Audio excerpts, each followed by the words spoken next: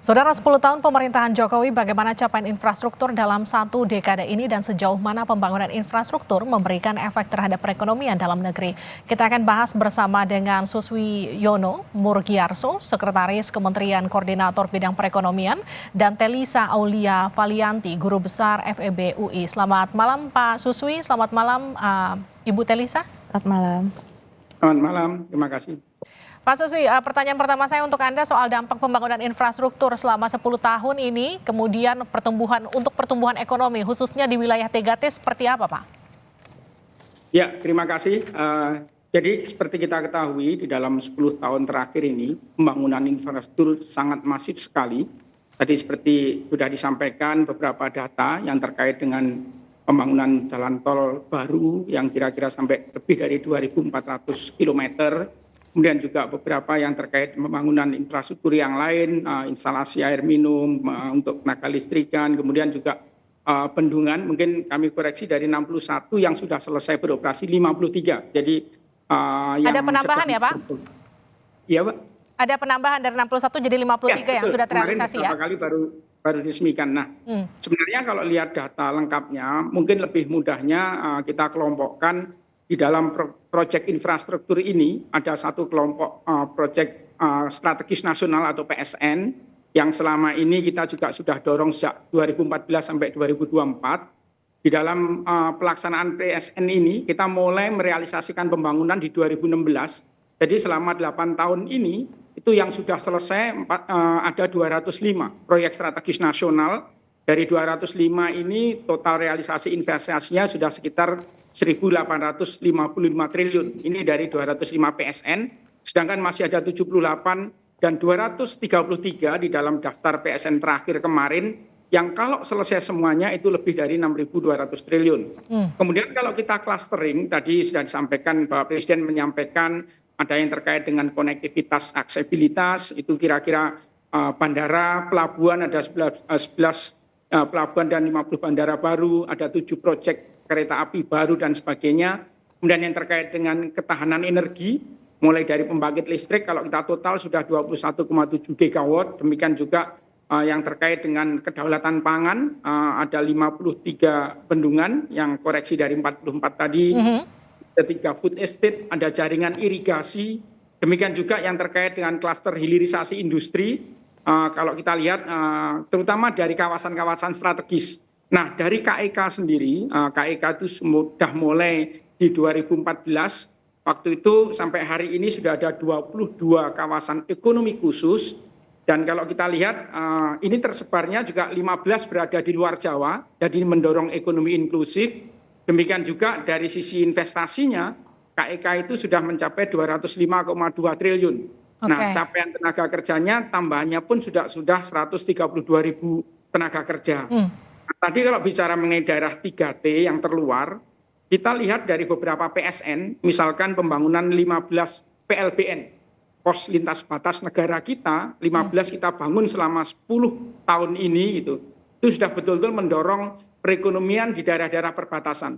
Sebagai contoh misalkan di Skautung, di Jayapura, di Irian, demikian juga di Matoain di perbatasan dengan Timor Leste. Nah, kalau kita lihat pembangunan infrastruktur yang masif ini, saya kira baik dari sisi nilai maupun dampak ekonominya sangat besar sekali mewarnai pertumbuhan ekonomi kita selama 1 dekade ini.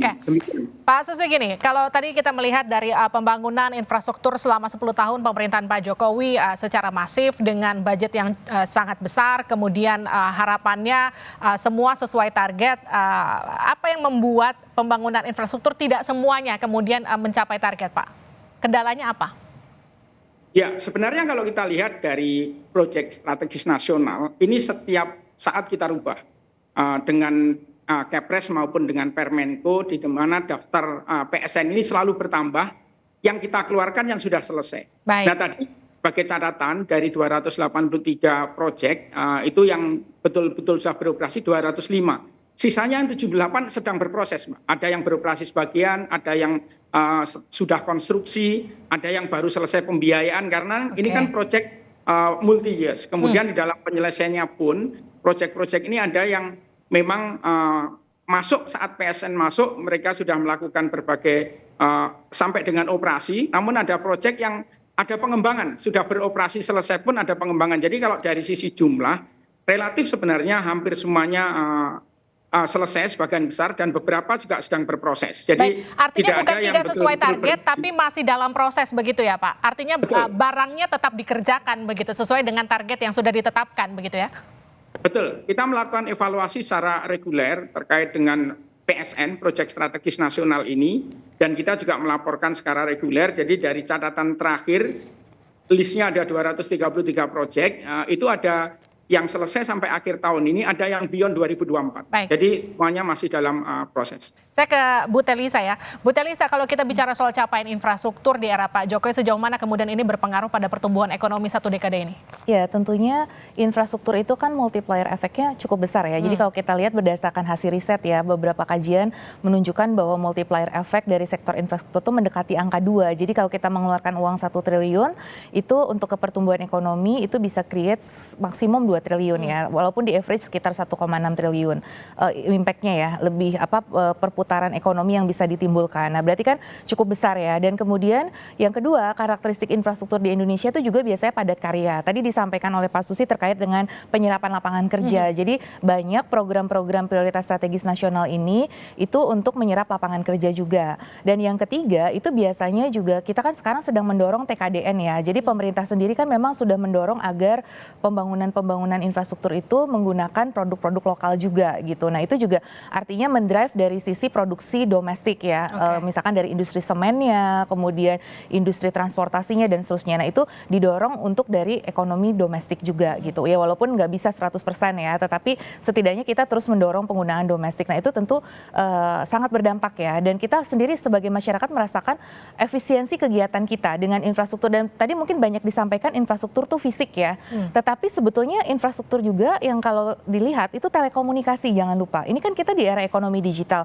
Bagaimana kita masih bisa survive di era COVID dengan adanya internet, dengan adanya meningkatnya kecepatan ya. Jadi saya juga mau menyorot tadi di era Pak Jokowi ini meningkat dari tadinya 2014 itu kecepatan internet kita 2,5 Mbps. Itu kemudian bisa menjadi 25 Mbps. Itu naik 10 kali lipat. Nah, dengan itu terus ada 4G, 5G gitu kan. Itu berkembang banget. Kita sangat mudah sekarang untuk melakukan komunikasi, konektivitas. Nah, bayangkan kita sehari aja internet mati, itu kan pasti berpengaruh ke produktivitas kita. Apalagi ekonomi sekarang banyak yang dengan platform-platform, aplikasi-aplikasi ya, hidup kita penuh dengan aplikasi nih kalau kita rasakan dan sangat membantu dari perekonomian kita. Jadi itu aja yang kita rasakan. Jadi kalau menurut saya bukan suatu hal yang sulit apabila kita melihat indikator ini dan kita bisa memberikan apresiasi. Pak Jokowi mungkin bisa kita kasih semacam legacy ya, bahwa beliau adalah sebagai Bapak Infrastruktur Indonesia ya. Artinya gini, pembangunan infrastruktur secara masif di era Jokowi ini menjadi salah satu faktor pendukung besar kenapa pertumbuhan ekonomi kita ada di tren angka positif begitu. Iya, kita selama ini kan bisa menjaga di kisaran angka 5% ya. Jadi itu yang sesuatu hal yang agak langka di tengah kondisi global, tekanan global. Pertumbuhan ekonomi global di angka 3,4%. Iya, kita bisa di atas global, kemudian juga kita masih bisa tumbuh di era COVID ya, meskipun sempat negatif tapi kan langsung naik 7%. Jadi kita pulih lebih cepat juga dibandingkan dengan negara-negara yang melakukan lockdown. Nah, saat itu infrastruktur adalah salah satu sektor yang tetap boleh berjalan tuh di era COVID misalkan. Nah, itulah yang mendorong kita. Jadi menurut kami sih beliau dengan riset-riset yang ada ya, menurut kami sangat layak untuk dinyatakan sebagai Bapak Infrastruktur Indonesia ya, dengan kepemimpinan, karena tidak mudah ya untuk kalau kita lihat dari sejarah Cina, Singapura dan lain sebagainya, itu dibutuhkan keberanian dalam membangun infrastruktur karena infrastruktur tuh cukup berat ya tantangannya tadi. Lalu bagaimana kalau kita bicara soal dampak jangka panjang dari pembangunan infrastruktur di era Pak Jokowi nanti, khususnya bagi wilayah-wilayah 3T itu, seperti apa kemudian nanti dampak jangka panjangnya untuk masyarakat yang ada di sana? Tapi nanti dijawabnya usai jeda, kita akan kembali usai jeda di Sapa Indonesia Malam.